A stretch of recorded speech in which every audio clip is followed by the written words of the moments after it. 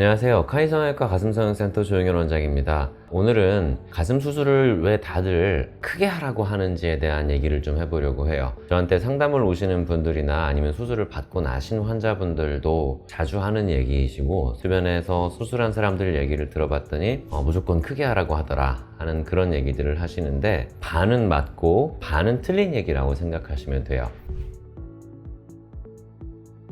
우리 몸에는 보형물을 넣을 수 있는 볼륨 자체의 한계가 명확히 정해져 있지는 않습니다. 다만 정확히 말씀을 드리면 넣을 수 있는 보형물의 폭은 제한적이라고 생각하시면 돼요. 무슨 얘기냐면, 사람의 몸 폭은 사람마다 다르게 정해져 있습니다. 보형물이 두 개가 가슴의 앞쪽에 들어가게 되는데, 가운데에는 제가 써서는 안 되는 공간이 있어요. 한 2cm 이상. 그러면 그 바깥쪽부터 가슴 보형물이 놓여야 된다는 건데, 제가 실제로 보형물을 들고 보여드릴게요. 이렇게 보형물 두 개가 가운데 놓인다고 했을 때 생각을 해보시면 됩니다. 이쪽에 가장자리 쪽 보형물의 끝이 가슴의 가장자리를 넘어서 옆구리까지 가게 되면 모양이 어떻게 나올까요? 당연히 자연스럽지 않은 모양이 나옵니다. 보형물은 커지면 커질수록 보형물의 폭이 커지고 높이가 높아지게 됩니다. 같은 회사의 보형물도 이렇게 낮은 보형물이 있고 높은 보형물이 있습니다. 크게 넣으려고 하면 할수록 이 보형물과 같이 밑이 좁고 높이가 높은 보형물을 써야 한다는 건데, 그러면 어쩔 수 없이 가슴은 조금은 앞쪽으로 돌출되면서 자연스러움이 떨어질 수밖에 없어요. 그래서 작게 보형물을 사용한다고 해서 자연스러운 게 아니고, 크게 사용한다고 해서 부자연스러운 게 아니라는 걸 보여드리려고 하는데요. 실제로 케이스를 한번 보시겠습니다. 원래 가슴 수술을 200cc도 안 되는 보형물로 아주 작게 하셨던 분의 케이스예요. 이 사진을 보시면 환자의 몸통 폭에 비해서 보형물이 아주 작게 들어가 있는 걸 보실 수가 있습니다. 그런데 이 환자가 저한테 재수술을 하러 오셔서 100cc 이상 더 보형물을 키웠어요. 사진에서 바로 보실 수 있듯이 오히려 보형물을 더 크게 넣었을 때가 자연스럽게 보이는 것을 보실 수가 있습니다. 제가 예전에 자주 드렸던 얘기 중에 하나가, 보형물을 크게 넣으면 넣을수록 자연스러움 떨어지고 촉감도 떨어진다고 말씀을 드렸어요. 하지만 자연스러움이 떨어지는 거는 몸통 폭의 한계를 넘어서 크게 들어갔을 때 자연스러움이 떨어진다라고 생각하시는 게 좋겠습니다. 오히려 이 몸통 폭을 채워주지 못하는 것보다 이 몸통 폭을 왼쪽 끝부터 바깥쪽 끝까지를 가득 채워주는 그런 정도의 크기의 보형물을 넣는 게 형태적으로는 훨씬 더 몸이 자연스럽게 보일 수 있는 결과를 초래한다는 것을 말씀을 드리겠습니다. 다만 가슴 보형물이 어느 정도 이상 커지게 될 경우에는 당연히 자연스러움도 떨어지게 된다. 그러면 그 기준이 무엇이냐라고 생각해 보시면 되는데, 각 보형물 회사마다 어느 정도 자연스러운 모양이 나오는 보형물과 특수한 모양의 보형물로 나누어서 출시를 하게 됩니다. 그러면 자연스러운 모양을 내는 타입의 보형물이 어느 정도 볼륨까지는 이 몸통 폭을 채우지만, 볼륨이 더 커지게 되면 이 몸통 폭을 넘어서게 된다. 그러면 그때는 보형물의 폭은 놔두고 보형물 높이만 올려야 되는 그런 상황이 오게 되는데, 그렇게 될 때 부자연스러운 모양이 나온다고 생각하시면 되겠습니다.